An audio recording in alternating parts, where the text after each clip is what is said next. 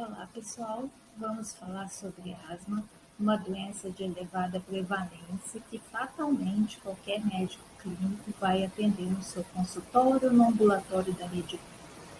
Então, vamos iniciar pelo diagnóstico da asma.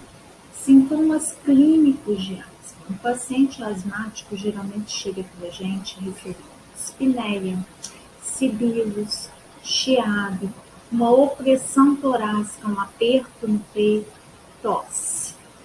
Períodos de remissão e exacerbação. Então, ele geralmente refere como crises. Tem períodos em que melhora, períodos em que ele piora.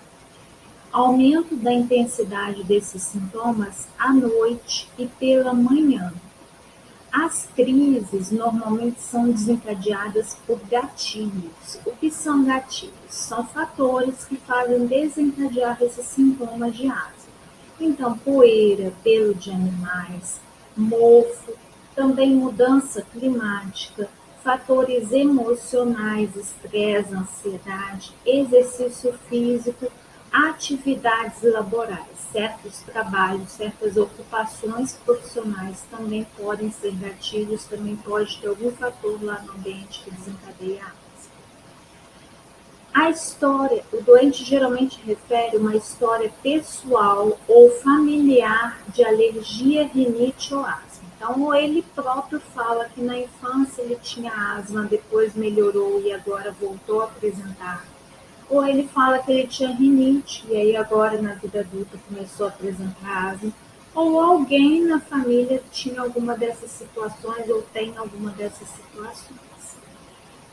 Melhora dos sintomas com o uso da medicação para asma. Então, se o doente chega para a gente já em uso de medicação para asma, já em tratamento de asma, e ele está respondendo bem, ele está melhorando, isso sugere para a gente que seja asma mesmo o diagnóstico dele. Então, a primeira coisa na consulta de um paciente que refere ter asma é a gente confirmar esse diagnóstico. E o primeiro item da confirmação diagnóstica é a gente colher a história clínica. Então, esses são os sintomas que sugerem que possa ser asma. Depois disso, a gente vai partir para examinar esse paciente. Então, eu posso ter um exame físico totalmente normal, se esse paciente estiver fora de crise, ou eu posso ter algumas alterações no exame físico. Tenho que ter todas elas? Não. Mas alguma delas você pode ter. Então, por exemplo, se for um doente com asma de longa data, uma asma já muito prolongada, tem desde a infância, agora ele está na terceira idade, então é esperado que esse doente tenha um aumento do diâmetro antero-posterior do tórax. Outros fatores que ele pode ter no exame físico, na inspeção. Se ele estiver em crise, ele vai ter taquipneia, uso da musculatura acessária, uma expiração mais prolongada, tiragem intercostal. Tá? Quando você fizer palpação do frento, colocar a tua mão e pedir para ele falar 33, você vai sentir na tua mão, pela palpação, uma redução do freno tóraco-vocal. Na percussão, pode sentir pode ouvir uma hiperressonância. E a ausculta de um paciente asmático pode apresentar murmúrio vesicular universalmente inaudível, bem diminuído. Se ele estiver inaudível, isso é uma crise muito grave, ele tem que ser encaminhado para emergência imediatamente. Sibilos e roncos na ausculta são comuns nesse paciente. Bom, depois que você colheu a história clínica, fez o exame físico, você está pensando em asma, você vai realizar alguns exames complementares. Quais são eles? O exame padrão ouro para asma é a espirometria.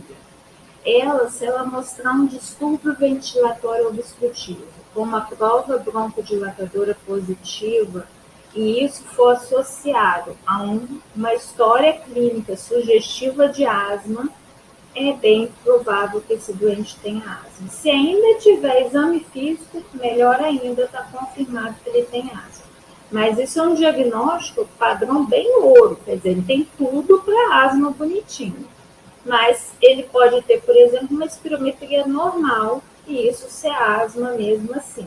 Então, o diagnóstico de asma é feito pelos sintomas clínicos, mas você deve examinar e deve solicitar espirometria. E em locais que não tiver espirometria disponível, pode ser mais fácil você ter disponível o PFE, medida seriada do pico de fluxo expiratório. Ele é um tubinho com bocal e um êmbolozinho. Você vai pedir para o doente soprar no bocal, soprar forte, o sopro dele faz esse êmbolo se locomover. E ali tem do lado uns valores, você anota o valor que o êmbolo ficou. Pede para ele repetir mais 2 vezes esse sopro. Então, total de 3 vezes ele vai soprar ali no bocal, tá? Deixando ele descansar um pouquinho nos intervalos desse sopro. Não é soprar direto. Sopro forte e contínuo. E anotando os valores que mostrar ali com o êmbolozinho deslocado. Faz uma média desses 3 valores e compara com uma tabela que tem os valores normais para idade, altura, peso. Tá? Então, esse é o pico de fluxo expiratório que pode ser usado para substituir a espirometria em locais que não tem espirometria disponível. Ele é mais fácil ser usado, é de fácil transporte, é mais simples. Outro exame complementar que a gente pode fazer é para investigar alergia. Por quê? Porque vários gatilhos da asma são aerolérgicos. É a poeira, o pelo de animais, mofo, fezes de barata. Então, isso tudo pode desencadear crise de asma e você pode documentar isso pela alergia, medindo a IgE total ou específica pelo sangue, ou realizando o teste cutâneo de leitura imediata, que é feito no consultório do médico alergologista. Tá? Continuando o diagnóstico de asma. A tosse. Então, na história clínica, atentar para o sintoma tosse, porque a tosse pode ser o único sintoma. Às vezes o doente chega no seu consultório referindo apenas tosse. Nesse caso, principalmente nesse caso dele referir somente tosse, você tem que investigar, muito bem investigado, as características dessa tosse. Então, se for uma tosse mais noturna ou então mais frequente pela manhã, é bem provável que seja asma. Se for uma tosse que é desencadeada com exposição a aeroalérgenos, exercício físico, mudança climática, provavelmente é asma. Se for uma tosse que é aquela tosse que o doente fica tossindo por muito tempo depois de um quadro infeccioso, e isso toda vez que ele tem infecção, isso se repete. Tem uma infecção respiratória, fica tossindo prolongadamente. Tem outra infecção, tosse prolongadamente. Isso também sugere asma. Então, tosse, paciente referindo tosse, isso aí é rotina de consultório de médico clínico, principalmente nesse momento atual que a gente está vivendo, pensar em asma, investigar bonitinho essas características da tosse para poder você chegar a alguma conclusão. Outra atenção que você tem que ter é que a asma ela é basicamente diagnosticada pelos sintomas clínicos, tá? O exame físico pode auxiliar, mas lembrando que ele pode estar normal se o doente estiver fora de crise. Espirometria também pode ajudar e deve ser sempre solicitada se ela estiver disponível no local onde o paciente reside, e ela é o padrão ouro, mas ela não é indispensável para a gente estabelecer o diagnóstico. Então, asma, diagnóstico clínico, são aqueles sintomas, tá? Tosse, opressão torácica, sibilo, sintomas mais à noite ou pela manhã, gatilhos desencadeando, melhora com o tratamento de asma, tem história pessoal ou familiar de rinite, asma ou alergia. São esses a história clínica que vai fazer o diagnóstico de asma, o diagnóstico clínico. Mas só isso já estabelece o diagnóstico? Não pode ser outra doença? Pode sim. Então é importante você fazer o diagnóstico diferencial. Então, olha a história clínica faz o exame físico, solicita os exames complementares, mas exclui alguns diagnósticos diferenciais. Então, todas as doenças que cursam com sibilos podem entrar no diagnóstico diferencial de asma. As bronquiolites, aspiração de corpo estranho, compressão traqueal por pulmão. Todas as doenças que cursam com tosse, as rinossinusites, bronquiectasias, refluxo gastroesofágico. E as doenças que cursam com dispneia, como disfunção de corda vocal e insuficiência cardíaca. Então, aqui eu citei alguns diagnósticos diferenciais, tá? Alguns exemplos de doenças com sibilos, com tosse e com dispneia. Mas lembrar que todas as doenças que cursam com sibilo, tosse e dispneia têm que entrar no diagnóstico diferencial de asma, tá?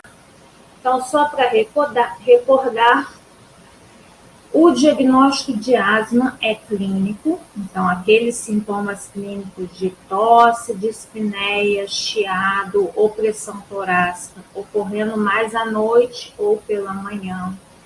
Esses sintomas acontecendo em períodos de remissão e períodos que eles ficam piores, exacerbam. Esses sintomas sendo mais frequentes à noite ou pela manhã. Esses sintomas sendo tratados, então, como asma e melhorando com o tratamento para asma.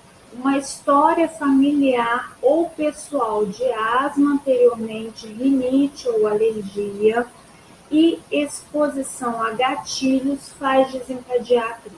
Então, essa é a história clínica de um paciente sugerindo asma. Exame físico. Lembrar que pode ser normal se estiver fora de crise. Se estiver em crise, a síndrome de asma. Espirometria. O padrão ouro deve ser solicitada sempre que possível e ela mostra, quando alterada, distúrbio ventilatório obstrutivo e prova broncodilatadora positiva. Uma espirometria normal não exclui diagnóstico de asma. Tá? A medida seriada do fluxo expiratório, PFE, é um exame mais portátil, de mais fácil utilização e que pode substituir a espirometria. Tá? Pode ser usada, mas só em locais que a espirometria não estiver disponível. Avaliação de alergia com teste cutâneo ou dosagem de IgE total e IgE específica ajuda a confirmar se aquela asma é relacionada à alergia. E aí você tem que orientar o doente a evitar essas exposições. Excluir diagnósticos diferenciais de causa de tosse, sibilos e dispneia é fundamental para estabelecer o diagnóstico de asma.